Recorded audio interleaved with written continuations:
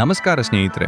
ಉತ್ತರ ಕರ್ನಾಟಕ ಅಂದ ತಕ್ಷಣ ನಮಗೆ ನೆನಪಾಗೋದು ಅತಿಯಾದ ಬಿಸಿಲು ಮತ್ತು ಒಣಹವೆ. ಆದರೆ ಇತ್ತೀಚೆಗೆ ಧಾರವಾಡ ಜಿಲ್ಲೆಯ ಒಂದು ಪುಟ್ಟ ಗ್ರಾಮದಲ್ಲಿ ನಡೆದ ಘಟನೆ ಇಡೀ ರಾಜ್ಯವನ್ನೇ ಬೆಚ್ಚಿಬೀಳಿಸಿದೆ.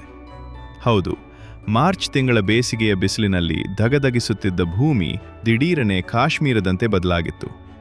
ರಸ್ತೆಗಳು, ಹೊಲಗದ್ದೆಗಳು ಎಲ್ಲವೂ ಬಿಳಿ ಬಣ್ಣದ ಹೊದಿಕೆ ಹೊದ್ದಂತೆ ಕಂಡವು. ಇದು ಎಲ್ಲಿ ನಡೆಯಿತು? ಯಾಕಾಯಿತು? ಬನ್ನಿ ಈ ವಿಡಿಯೋದಲ್ಲಿ ಸಂಪೂರ್ಣ ಮಾಹಿತಿ ತಿಳಿಯೋಣ.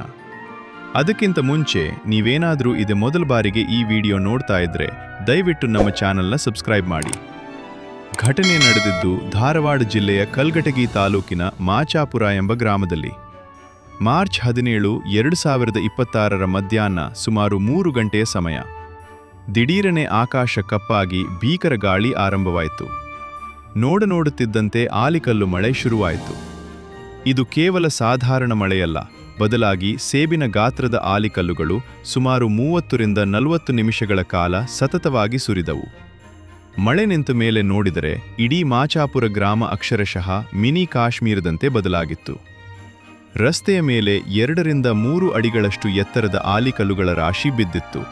ಕಲ್ಗಟಗಿಯಿಂದ ಹೊರಟಿದ್ದ ಸಾರಿಗೆ ಬಸ್ ಒಂದು ಆಲಿಕಲ್ಲುಗಳ ರಾಶಿಯಲ್ಲಿ ಸಿಲುಕಿಕೊಂಡಿತ್ತು. ಚಕ್ರಗಳು ಮಂಜಿನ ಗಡ್ಡೆಗಳಲ್ಲಿ ಹೂತು ಹೋಗಿದ್ದರಿಂದ ಪ್ರಯಾಣಿಕರು ಕೆಳಗಿಳಿದು ಆಶ್ಚರ್ಯದಿಂದ ನೋಡುತ್ತಿದ್ದರು. ಜನರ ಸಂಭ್ರಮ. ಸ್ಥಳೀಯ ಯುವಕರು ಮತ್ತು ಮಕ್ಕಳು ಈ ಆಲಿಕಲ್ಲುಗಳನ್ನು ಕೈಯಲ್ಲಿ ಹಿಡಿದು ಫೋಟೋ ತೆಗೆಸಿಕೊಳ್ಳುತ್ತಿದ್ದರು. ಕೆಲವರಂತೂ ಐಸ್ ಕ್ರೀಮ್ ತಿಂದಂತೆ ಆಲಿಕಲ್ಲುಗಳನ್ನು ಸವಿಯುತ್ತಿದ್ದರು. ಸುಮಾರು 2 ಗಂಟೆಗಳ ಕಾಲ ಆ ಭಾಗದ ಸಂಚಾರ ಸಂಪೂರ್ಣ ಬಂಡ್ ಆಗಿತ್ತು. ನೋಡಲು ಸುಂದರವಾಗಿದ್ದರೂ ಈ ಘಟನೆ ರೈತರ ಪಾಲಿಗೆ ಮರಣಶಾಸನವಾಗಿತ್ತು. ಯಾಕೆಂದರೆ ಮಾಚಾಪುರ ಮತ್ತು ಸುತ್ತಮುತ್ತಲಿನ ಗ್ರಾಮಗಳಲ್ಲಿ ಬೆಳೆದಿದ್ದ ಮಾವು, ದ್ರಾಕ್ಷಿ ಮತ್ತು ತರಕಾರಿ ಬೆಳೆಗಳು ಈ ಆಲಿಕಲ್ಲು ಮಳೆಗೆ ಸಂಪೂರ್ಣ ನಾಶವಾಗಿವೆ.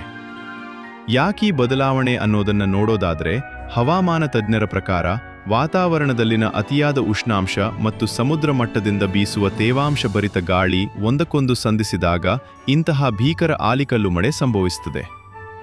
ಇದನ್ನು ಲೋಕಲ್ ಹೀಟಿಂಗ್ ಎಫೆಕ್ಟ್ ಎಂದು ಕೂಡ ಕರೆಯಲಾಗುತ್ತದೆ ಎಂದು ಹೇಳಿದ್ದಾರೆ.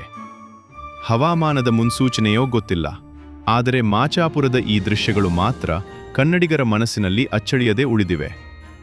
ಈ ಬಗ್ಗೆ ನಿಮ್ಮ ಅಭಿಪ್ರಾಯವೇನು? ಕಾಮೆಂಟ್ ಮಾಡಿ ತಿಳಿಸಿ.